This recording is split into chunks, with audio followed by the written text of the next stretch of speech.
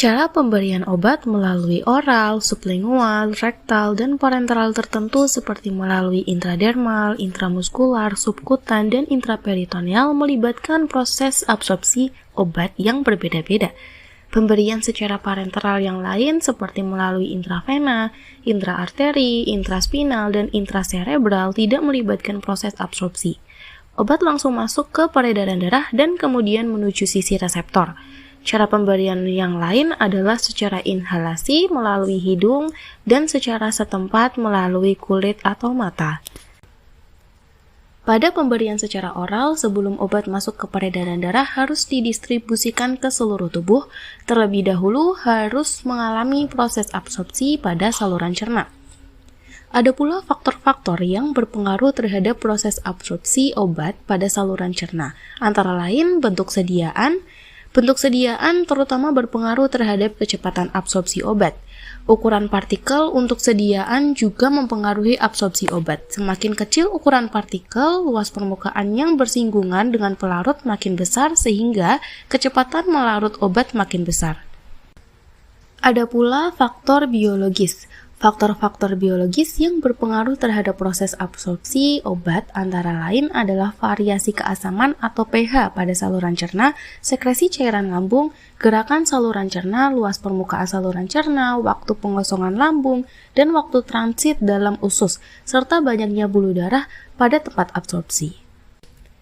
Faktor berikutnya adalah sifat kimia fisika obat. Bentuk asam, basa, ester, garam kompleks, atau hidrat dari bahan obat dapat mempengaruhi kelarutan dan proses absorpsi obat. Selain itu, bentuk kristal atau polimorf, kelarutan dalam lemak atau air, dan derajat ionisasi juga mempengaruhi proses absorpsi obat. Faktor-faktor lain yang berpengaruh terhadap proses absorpsi obat antara lain adalah umur, diet, adanya interaksi obat dengan senyawa lain, dan adanya penyakit tertentu. Suatu obat yang bersifat basa lemah seperti amin aromatik bila diberikan melalui oral dalam lambung yang bersifat asam atau pH-nya 1-3,5 sebagian besar akan menjadi bentuk ion, yaitu Ar NH3+, yang mempunyai kelarutan dalam lemak sangat kecil sehingga sukar menembus membran lambung. Bentuk ion tersebut kemudian masuk ke usus halus yang bersifat agak basa, yaitu pH-nya 5-8 dan berubah menjadi bentuk tidak terionisasi, yaitu ArNH2. Bentuk ini mempunyai kelarutan dalam lemak besar sehingga mudah terdifusi menembus membran usus. Asam lemah seperti asam salisilat, asetosal, fenobarbital, asam benzoat, dan fenol pada lambung yang bersifat asam akan terdapat dalam bentuk tidak terionisasi, mudah larut dalam lemak, sehingga dengan mudah menembus membran lambung. Kelarutan obat dalam lemak juga merupakan salah satu sifat fisik yang mempengaruhi absorpsi obat ke membran biologis. Makin besar kelarutan dalam lemak, makin tinggi pula derajat absorpsi obat ke membran biologis.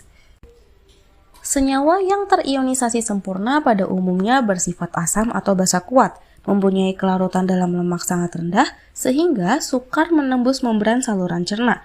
Contohnya adalah asam sulfonat dan turunan amonium kuartener seperti heksametonium, dequalinium, dan benzalkonium klorida. Senyawa yang sangat sukar larut dalam air seperti BaSO4, magnesium oksida, juga tidak diabsorpsi oleh saluran cerna.